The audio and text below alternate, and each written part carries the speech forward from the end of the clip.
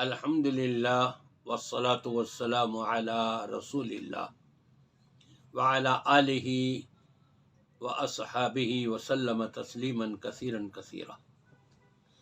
سامعین کرام، آپ سب کے لیے ایک خوشخبری ہے جو بڑے عرصے کے بعد ہمیں پاکستان کے اندر اس قسم کی خوشخبریاں سننے کو ملتی ہیں، اور کسی کی زبانی اگر میں یوں کہوں کہ صدیوں بعد یہ ہوتا ہے، بہرحال ایسا تو نہیں ہوگا کہ صدیوں بعد، لیکن اس کا مقصد یہی ہوتا ہے بڑے عرصے بعد۔ اور وہ خوشخبری کیا ہے؟ توہین اسلام پر مبنی 11ویں جماعت کی کتاب آئینہ عمرانیات، اس پر پنجاب بورڈ نے اس کو بینڈ کر دیا ہے۔ کیوں بینڈ کیا ہے؟ وجہ کیا ہے؟ خوشخبری یہ ہے کہ کتاب کے صفحہ 242 پر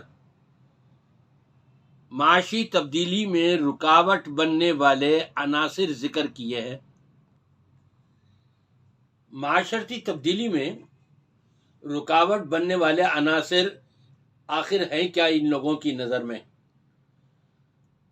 جن کا قرآن پر ایمان نہ ہو، جن کا نبی پاک صلی اللہ علیہ وسلم کی تعلیمات پر ایمان نہ ہو، جو یورپ سے پڑھ کر کے آئے ہوں اور یورپ کا پانی ان کے اوپر چڑھا ہوا ہو، تو دیکھیں کہ کس قسم کی بکواسیات ان کی سامنے منظر عام پر آتی ہیں۔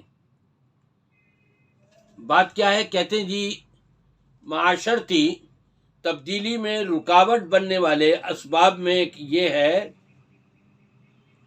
کہ آزادی نسواں، عورتوں کو آزادی نہیں دی جا رہی۔ آزادی دے دی جائے عورتوں کو تو معاشرتی بڑا ترقی کرے گا۔ کتنے بڑے بدماش ہیں یہ کہنے والے، ان کے اسلام سے کیا تعلق؟ اور پھر دوسرے یہ بتا رہے ہیں کہ پردہ، یہ جو پردہ رکھا ہوا ہے اسلامی پردہ ہے، عورتیں پردہ کریں، یہ عورتوں کو بے پردہ کرنا چاہتے ہیں، بے حیائی دکھانا چاہتے ہیں اس ملک میں جو اسلام کے نام پر بنا تھا۔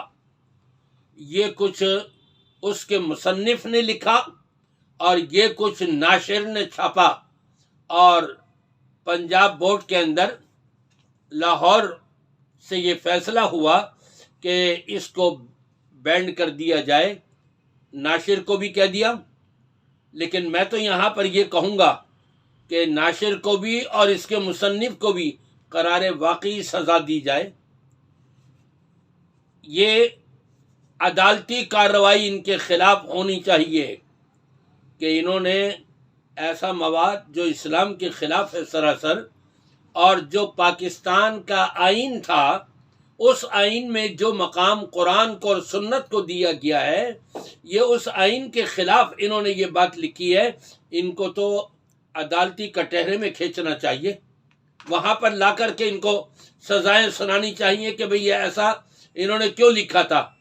لیکن ساتھ ساتھ میں پنجاب تعلیمی بورڈ کو مبارکباد دیتا ہوں، اور ان میں جن لوگوں نے بھی اس کو بینڈ کرانے میں حصہ لیا ہے، میری دعا ہے کہ اللہ تبارک و تعالی ان کی سعی کو قبول فرمائے، اور اسی طرح پورے پاکستان میں جہاں بھی اسلام کے خلاف کوئی سازش ہو رہی ہو، اللہ تعالیٰ سب کو توفیق دے کہ وہ بھی ہر حلقے والے، ہر صوبے والے اس پر آواز اٹھایا کریں۔